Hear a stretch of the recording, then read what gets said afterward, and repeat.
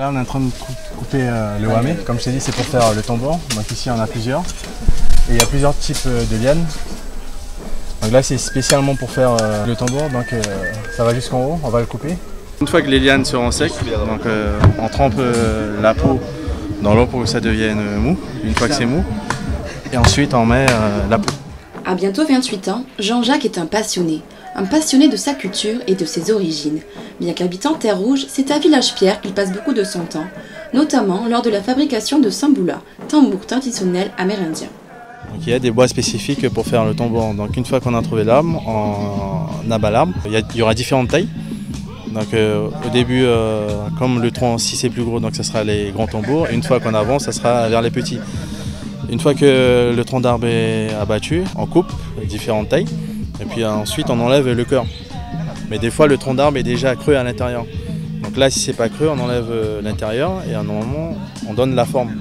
On laisse sécher. Et après, il faut la peau, bien sûr. Et ensuite, il faut les lianes comme on a coupé. Et une fois que nous avons tous ces éléments-là, on monte le tambour. Chaque tambour est unique. Sur l'une des faces est souvent dessiné des animaux totems comme le jaguar, l'aigle ou encore la biche et la fourmi. Les motifs peuvent représenter tout ce qui entoure l'environnement extérieur. Cette technique-là, donc non, je ne connaissais pas. Donc j'avais le tambour de mon grand-père que j'ai fait rénover et par la suite, moi je l'ai démonté. J'ai regardé un peu comment le système est fait et ensuite essayé de reproduire. Donc j'ai appris tout seul, on va dire. Cette envie d'apprendre, cette prise de conscience lui est venue il y a quelques années, lorsqu'il constate que l'héritage de son grand-père est en train de se perdre.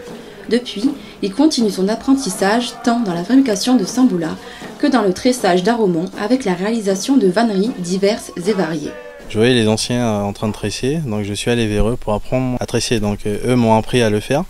Donc aujourd'hui, je fais pratiquement tout ce qui est en vannerie, en passant par la couleuvre, le panier, le tamis, l'éventail, la nasse à crevettes. Aujourd'hui, je suis intéressé par la technique de tressage des Wayana et Teco. Donc j'ai un ami qui est ici, qui est sur Saint-Laurent, donc qui m'apprend en ce moment. Donc le maximum que je peux prendre aujourd'hui, donc j'essaye de l'assimiler, on va dire. À force d'apprentissage, Jean-Jacques a réussi à allier tradition et modernité, notamment lors de la fabrication de makoki, petits paniers en aromon tressés. Je suis en train de faire un makoki. Donc,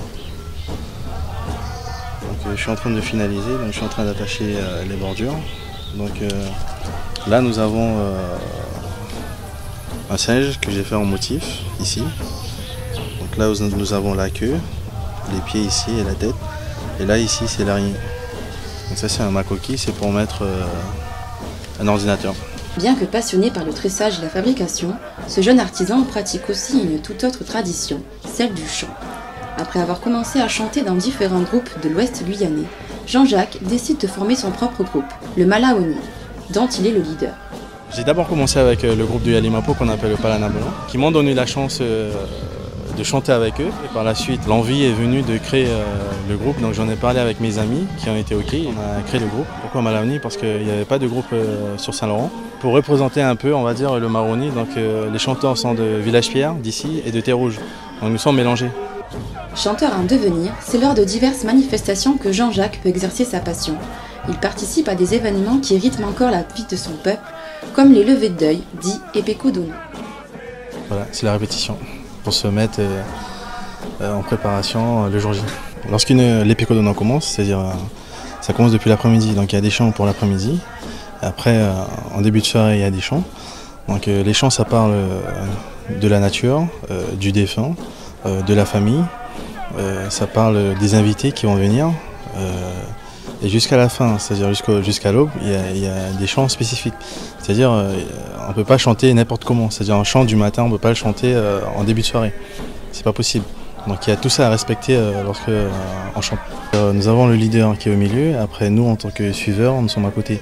Donc lui, il commence, il donne le temps, et puis nous, on le suit.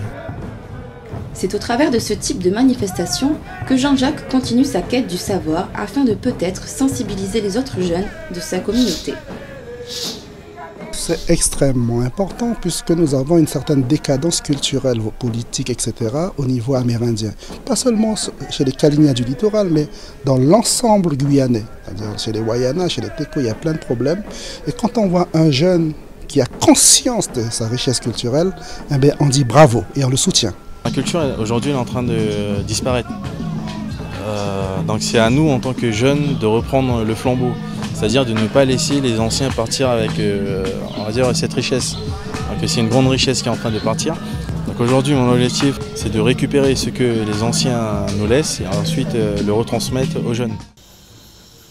Artisan et artiste, Jean-Jacques entend bien persévérer et espère que son exemple suscitera de nouvelles vocations chez les prochaines générations.